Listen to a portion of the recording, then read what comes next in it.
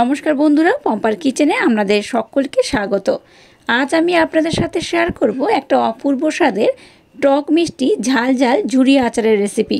আচার আমরা নানা রকমভাবে বানিয়ে থাকি, তবে রোদে দেওয়া বা গ্যাস চালানোর প্রয়োজন ছাড়া আজকের যে ঝুরি আচারের রেসিপিটা আপনাদের সাথে শেয়ার করছি, একবার হলেও আমার মতো বানিয়ে দেখতে পারেন। অসম্ভব সুন্দর খেতে হয়।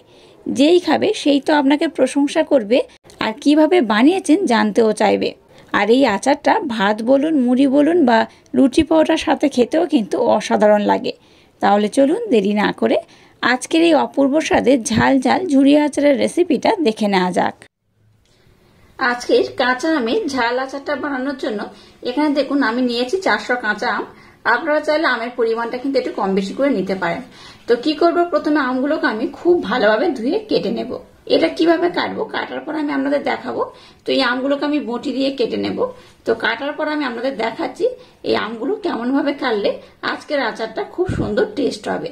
আর একটা কথা বলে রাখি, আমি যে আমগুলো কাটবো তার জন্য কিন্তু আমের খোসা ছাড়াবো না, খোসা সমেত আজকের এই আমের আচারটা আমি বানাবো। আমটাকে দেখুন এইভাবে আমি টুকরো টুকরো করে কেটে নিয়েছি। এই দেখুন খোসা সমেত এইভাবে কিন্তু টুকরো টুকরো করে কাটতে হবে। সরু সরু করে কেটে নিয়েছি। আপনারা চাইলে কিন্তু গ্রেটারের মাধ্যমে গ্রেটও করতে পারেন, তবে গ্রেট করার থেকে যদি এইভাবে সরু সরু করে কেটে নেন তাতে করে কিন্তু আচারটা দেখতে খুব ভালো লাগবে, খেতেও ভালো লাগবে। গ্রেট করলে কি বলুন তো, আমের মধ্যে যে জুসটা থাকে না অনেক সময় বার হয়ে যায়। দেখুন এটার মধ্যে কিন্তু সেরকম কোনো ব্যাপার নেই। এটা কেটে নিয়েছে আর খুব সুন্দরভাবে কিন্তু এটা কাটাও হয়েছে। আর এইরকম একটু চিকন করে বা এইভাবে একটু সরু সরু করে কাটতে হবে, তাতে করেই আচারটা খুব সুন্দর দেখতে লাগবে। এবার একটা পাত্র আমি নিয়ে নিলাম, এর মধ্যে আমি আমগুলোকে দিয়ে দেব। আমটাকে কাটার পর ধরবেন না, আমটা ভালোভাবে ধুয়ে তারপর কাটবেন। আমগুলোকে নিয়ে নিয়েছি।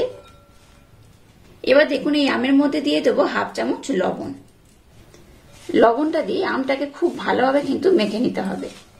এখানে অন্য কোনো উপকরণ আর অ্যাড করব না, শুধুমাত্র লবণ দিয়ে এটাকে খুব ভালোভাবে মেখে 1 ঘন্টার জন্য রেখে দেব। 1 ঘন্টার জন্য রাখলে কি হবে, এই আমটা কিন্তু অনেকটা ভিজে নরম সফট হয়ে যাবে আর একটা জল বার হবে, যেটা কিন্তু ফেলে দিতে হবে। তো যাই হোক, প্রথমে 1 ঘন্টার জন্য আমটাকে এবার আমি রেস্টে রেখে দেব, যতক্ষণ না এই আমটা একদম নরম হয়ে গিয়ে এক্সট্রা একটা জল বার হয়। এবার আমি আমটাকে 1 ঘন্টার জন্য রেখে দিলাম। ততক্ষণে একটা স্পেশাল ভাজা মশলা আমি বানিয়ে নেব। এই আচারটা বানানোর জন্য যে স্পেশাল ভাজা মশলা লাগবে সেটাকে এবার আমি বানিয়ে নেব। আর এটাকে আমি 1 ঘন্টার জন্য রেখে দিলাম। এবার একটা স্পেশাল মশলা বানিয়ে নেব। তার জন্য 2 চামচ নিয়েছি গোটা জিরে, মৌরি নিয়েছি 1.5 চামচ, কালো সর্ষে নিয়েছি এখানে 1 চামচ, সামান্য একটু মেথি এখানে অ্যাড করব। মেথির পরিমাণটা খুব বেশি দেবেন না, তাহলে কিন্তু একটু তিতো লাগবে। মেথির পরিমাণটা একদম সামান্য পরিমাণে দিতে হবে, তাই একদম সামান্য করে এখানে আমি মেথি অ্যাড করলাম। 1.5 চামচ দিয়ে দেবো গোটা ধনে, অল্প একটু গোলমরিচ এখানে দিয়ে দেবো। দিলে কি হবে, এই যে মশলাটা বানাবো এর স্বাদ কিন্তু দ্বিগুণ বেড়ে যাবে। এই গোলমরিচ আমি দিয়ে দিলাম কিছুটা। দিয়ে দেবো 3টে শুকনো লঙ্কা।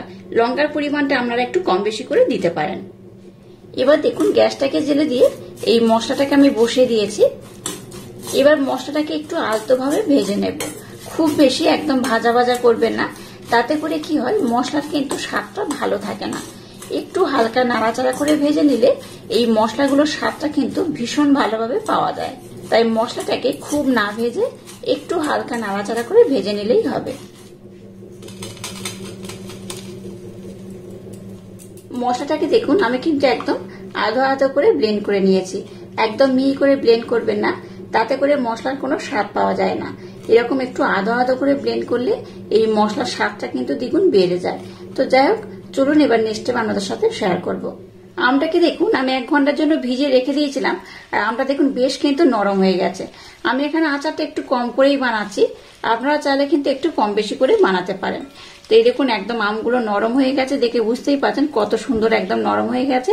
আর এইরকম নরম হওয়াটা কিন্তু খুব দরকার। তো যাই হোক, আমটাকে আমি খুব ভালোভাবে আর একবার দেখুন এইভাবে একটু মাখিয়ে নেব। আর কতটা লবণ জল বার হয়েছে দেখুন, দেখে বুঝতেই পারছেন অনেকটাই কিন্তু জল বার হয়েছে। এবার দেখুন একটা ছাঁকনি নিয়েছি, এরকম একটা সাদা পরিষ্কার কাপড় আমি নিয়ে নিয়েছি, সুতির কাপড় একটা নিয়েছি। এবার আমগুলোকে এর মধ্যে আমি দিয়ে দেব। এই জলটা কিন্তু আমার লাগবে না, জলটাকে ফেলে দেব। এবার দেখুন সুতির কাপড় কেন নিয়েছি, আমের মধ্যে কিন্তু এক্সট্রা অনেক জল থাকবে, সেই জলটাকে কিন্তু খুব ভালোভাবে নিগড়ে নিতে হবে। আর আজকের যে আমটা আমি ব্যবহার করব একদম শুকনো আমি আমার দরকার, এইভাবে নিগড়ে কিন্তু খুব ভালোভাবে শুকিয়ে নিতে হবে, রোদে দিয়ে নয়, জাস্ট জলটাকে এইভাবে নিগড়ে নিলেই হবে। এই দেখো কতটা জল বার হচ্ছে থেকে বুঝতেই পারছেন। এই দেখো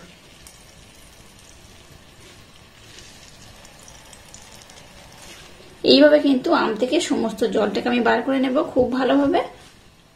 আমটাকে আমি খুব ভালোভাবে দেখুন জল ঝরিয়ে নিয়েছি, তাও আমি এটাকে আরো 10 মিনিটের জন্য রেখে দেবো, তাতে করে কিন্তু আরেকটু এক্সট্রা জল যেটা সেটা বার হয়ে যাবে। তা আবার 10 মিনিট পর আমি ফিরে আসছি। 10 মিনিট পর ফিরে এলাম। আমটাকে দেখুন খুব ভালোভাবে আমি জল ঝরিয়ে নিয়েছি। এবার আমটাকে এই পাত্রের মধ্যে আমি নিয়ে নিলাম। দেখুন আমটা কিন্তু একদম শুকনো শুকনো হয়ে গেছে, দেখে বুঝতেই পারছেন। এবার এখানে বেশ কিছু উপকরণ আমি অ্যাড করব। এবার দেখুন এখানে অ্যাড করব চিনি। চিনি খুব বেশি নয়, 3 থেকে 4 চামচের মতো দিয়ে দেবো, যেহেতু আমি কম আচার বানাচ্ছি আর এটা যেহেতু ঝাল আচার তাই কিন্তু একটু কম করে দিলাম। যে স্পেশাল ভাজা মশলা বানিয়েছি সেটা এখানে আমি 1 চামচ দিয়ে দেব। আর দিয়ে দেবো সামান্য পরিমাণে বিট লবণ। এখানে যে লবণটা ব্যবহার করেছিলাম সেই লবণটার যে জলটা বার হয়েছিল আমি কিন্তু ছেঁকে একদম ফেলে দিয়েছি, তাই এখানে সামান্য একটু অন্য লবণ না ব্যবহার করে একটু বিট লবণ ব্যবহার করলাম। একটু বিট লবণ ব্যবহার করলে আচারের স্বাদটা কিন্তু দ্বিগুণ বেড়ে যায়। আর এই আচারটা কিন্তু খুব চটপটা হয়, একদম ঝাল ঝাল মিষ্টি মিষ্টি অসাধারণ খেতে লাগে। কোন রকম আগুনের প্রয়োজন হয় না, আগুন ছাড়া এইটা কিন্তু খুব ভালোভাবে বানানো হয়ে যায়। একটা স্পেশাল মশলা শুধু বানাতে হয় আর একটা উপকরণ অ্যাড করতে হবে, সেটাও কিন্তু গ্যাস জ্বালতে হবে, তবে আমটাকে কিন্তু গ্যাসের মধ্যে দিতে হবে না। তো দেখুন এটাকে আমি খুব ভালোভাবে মেখে নিয়েছি। এখানে আমি আর একটা উপকরণ অ্যাড করব।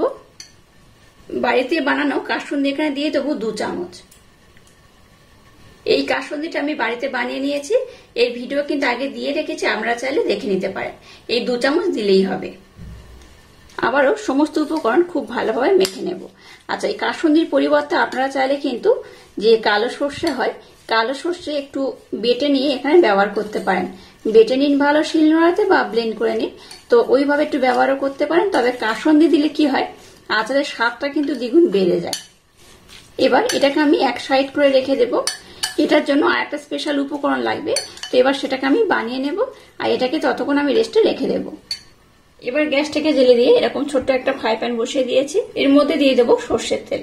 তেলের পরিমাণটা একটু বেশি লাগবে, তবে খুব বেশি দরকার নেই, আমি যেহেতু অল্প করে বানাচ্ছি। আমি দেখুন এই পরিমাণে তেল দিয়ে দিয়েছি।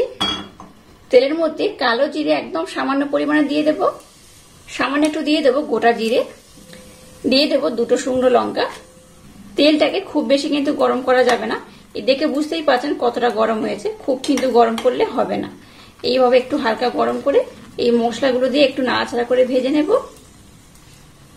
দিয়ে দেবো কাশ্মীরি লাল লঙ্কার গুঁড়ো একদম সামান্য পরিমাণে, সামান্য একটু হলুদ গুঁড়ো অ্যাড করলাম।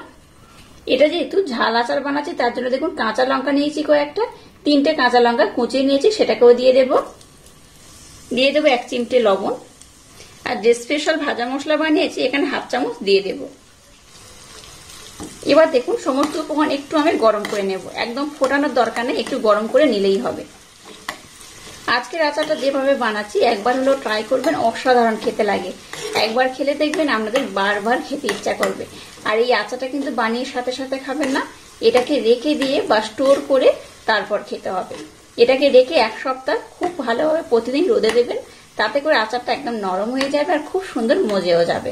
ওই আচারটা খেতে কিন্তু বেশি ভালো লাগবে।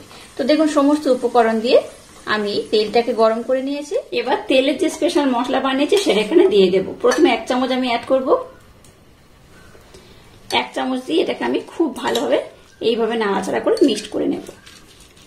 এই মশলা আচারটা যে খাবে সেই কিন্তু আপনাকে ভীষণ প্রশংসা করবে, আর যাকে বানিয়ে খাওয়াবেন সেই আপনাকে জিজ্ঞাসা করবে এই আচারটা কিভাবে বানিয়েছেন, এটা এতটাই অপূর্ব খেতে হয়।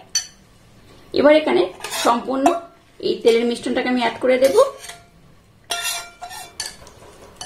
এবার দেখুন আচারটাকে খুব ভালোভাবে এইভাবে আমি মিক্সড করে নেব।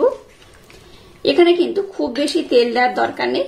আচ্ছা, এখানে বলে রাখি এটাকে কিন্তু আপনারা আম তেল হিসেবেও ব্যবহার করতে পারেন। তো তেলের পরিমাণ যদি খুব বেশি দেন তাহলে কিন্তু এটা দিয়ে আপনারা মুড়িও খেতে পারবেন। আমি একটু তেল কম দিয়েছি, কারণ এটা দিয়ে আপনারা রুটি বা ভাতের সাথে খাবেন সেইভাবেই আমি বানাচ্ছি। আর আপনারা যদি মনে করেন যে এই মিশ্রণ দিয়ে মুড়ি খাবেন বা তেলের মতো ব্যবহার করবেন, তাহলে তেলের পরিমাণটা আরেকটু বেশি দেবেন। এটাকে যেহেতু আমি আম তেলের মতো করে বানাচ্ছি না, আপনারা চাইলে এখানে তেল একটু বেশি দিলে কিন্তু আম তেল হয়ে যাবে।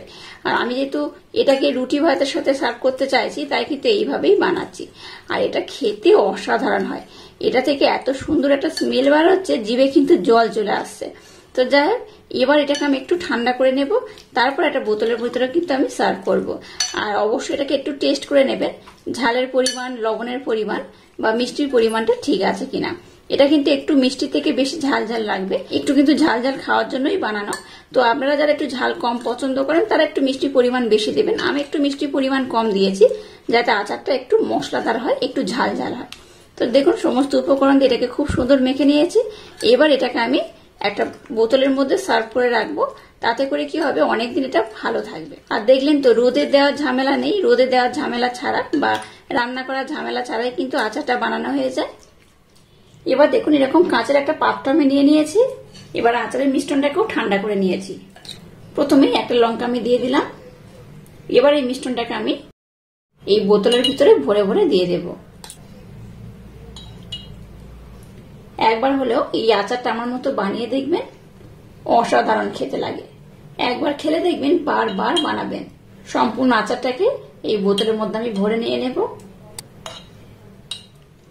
আর আজকের এই অপূর্ব স্বাদে আচারের রেসিপিটা যদি আপনাদের ভালো লাগে, তাহলে চ্যানেলটাকে লাইক, শেয়ার, কমেন্ট এবং সাবস্ক্রাইব করবেন। আর পাশে থাকা বেল আইকনটা প্রেস করে দেবেন। তাহলে টাটা, আবার দেখা হচ্ছে নতুন কোনো রেসিপি নিয়ে।